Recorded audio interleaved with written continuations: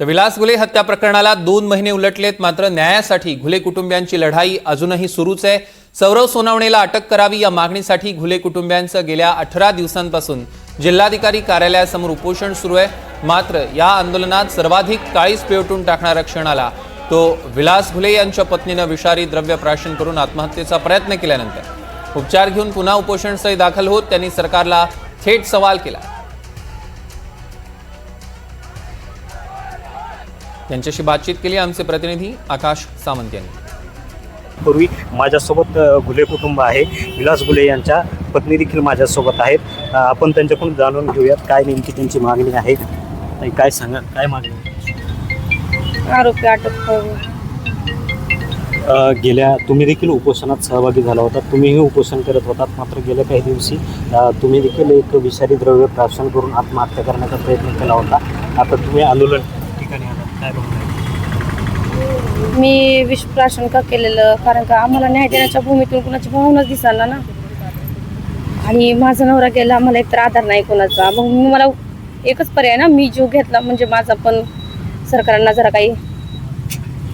एवढं सगळं होऊन देखील सरकार कुठेतरी बघायची भूमिका घेते। तुम्ही पोलीस प्रशासन असन, आरोपीला अटक केली जात नाही। मी तर कसं वाचले, मला तर वाटते आणखीन पण म्हणजे नवऱ्याला न्याय देऊपर्यंत मी मागं सरणार नाही।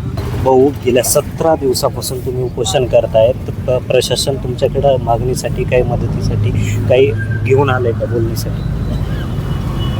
पाठीमागच्या 4 दिवसाखाली आले, विनंती करत होते की आम्ही प्रस्ताव पाठवला। CID वाले आले होते, तर आम्हाला वेळ द्या त्यांना, तर वेळ देऊन त्यांची अट संपलेली आहे।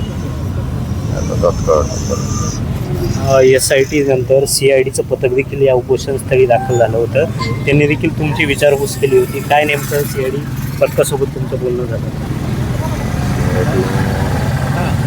तुम्हाला जी माहिती जी आतापर्यंत तपासामध्ये काय काय पाहिलं किंवा यासाठी प्रमुखांनी काय दाखवलं, त्या सगळ्या गोष्टी मी त्यांना लिखित स्वरूपात दिल्या। आज बीडमध्ये विराट मोर्चा काढण्यात आला आहे। या मोर्चामध्ये तुम्ही काही दिवसापूर्वी अशी मागणी केली होती की गुणरत्न सदावर्ते यांना या केसचं वकील नेमण्यात यावं, अशी मागणी केली होती। ते सदावर्ते देखील या मोर्चामध्ये सहभागी झाले। हो, जिल्हाधिकारी साहेबांनी त्यांचा प्रस्ताव आम्ही अर्ज केला होता, त्यांनी मागणी केली होती की केस चालवण्यासाठी सरकारी वकील म्हणून सदावर्ते साहेबांनी आनंद केलके यांना नेमणूक करावी, तो प्रस्ताव त्यांनी पाठवलेला आहे। त्यांची नेमणूक होईल आणि ते मोर्चात पण सहभागी झाले असं कळतं। मागणीसाठी जे आहे ते घुले कुटुंब उपोषण करते आणि यांच्याच समर्थनार्थ बीडमध्ये आज विराट मोर्चा देखील काढण्यात येतो। प्रशासन नेमकं आता या प्रकरणी काय कारवाई करतं हे देखील पाहणं येत्या काळात महत्त्वाचं ठरणार आहे। NDTV मराठीसाठी मी आकाश सावंत, बीड।